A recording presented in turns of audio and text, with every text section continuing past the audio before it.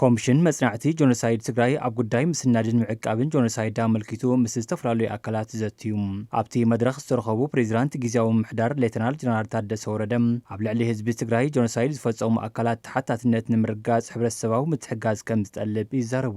ኩሉ ትመረዳታ ካብ ጽሑፍ ሓሊፉ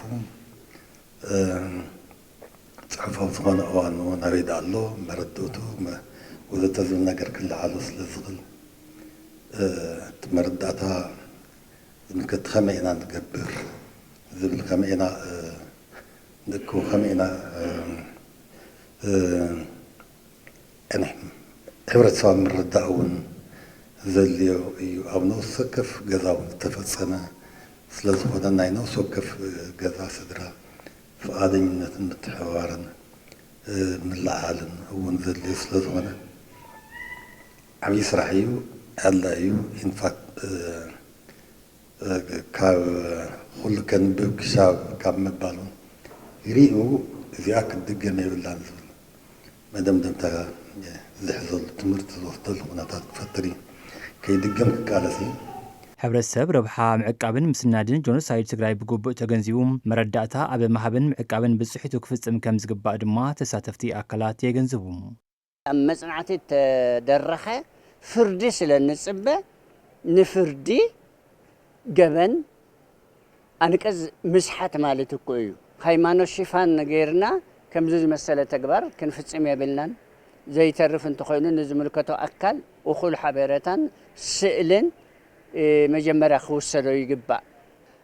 መብዛሕትኡ ብግፍዕ ዝተቐተለ ብጅምላ ዝተቐበረ ህዝቢ ኣለና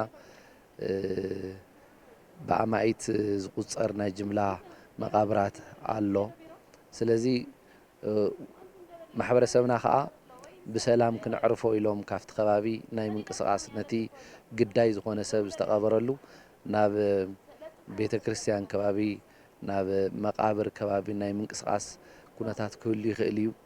ስቃይ ኣለዎ ግን ምንቲ ከይድገም ምንቲ ከይርሳዕ እውን መዘከርታ ኮይኑ ምንቲ ክቕመጥ ኩሉ ማሕበረሰብ ኩሉ ቤተሰብ ኩሉ ግዳይ ዝኾነ ቤተሰብ እዚ ኣብ ግምት ኣትዩ እቲ ጸገም ተጻዊሩ ነቲ ኮሚሽን ክሕግዞ ዝብል ሓሳብ ኣለኒ። ኮሚሽን መጽናዕቲ ጆኖሳይድ ኣብ ልዕሊ ህዝቢ ትግራይ ብዝተኣወጀ ኩናት ዝተፈጸመ ጆኖሳይዳዊ ገበናት ተሓታትነት ንምርጋጽ ዛጊድ ልዕሊ 480 ጅምላዊ መቃብር ከም ዝሰነደ ኮሚሽነር ኮሚሽን መጽናዕቲ ጆኖሳይድ ትግራይ የማነ ዘርኣይ ይገልጹ።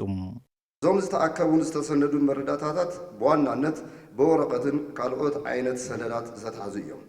ልዕሊ 480 ናይ ጅምላ መቃብራትን ብኮሚሽንና ተሰኒዶም ይርከቡ። እዞም ኣብ ሰነድ ዝርከቡን ይኹኑ ገና ዘይተሰነዱ ጉድኣታት ብቑሳዊ መልክዑ ተዓቂቦም እንተዘይጸኒሖም ግና ንዝድለ ዘላቒ ፍትሒ ይኹን ኣካል ታሪክ ትግራይ ጌርና ንወለዶታትና ክመሃረሎም ኣብ ምግባር ዓብዪ ክፍተት ክገጥመና እዩ። ንሆውን ኣብ ዝሓለፉ 2 ዓመታት ዝገበርናዮም ውስን ጻዕርታት ዝድለ ውፅኢት ስለ ዘየምጽኡ ብዙሓት ቁሳዊ መረዳእታታት ብፍላይ ጅምላዊ መቃብራት ኣብ ዓብዪ ሓደጋ ይርከቡ።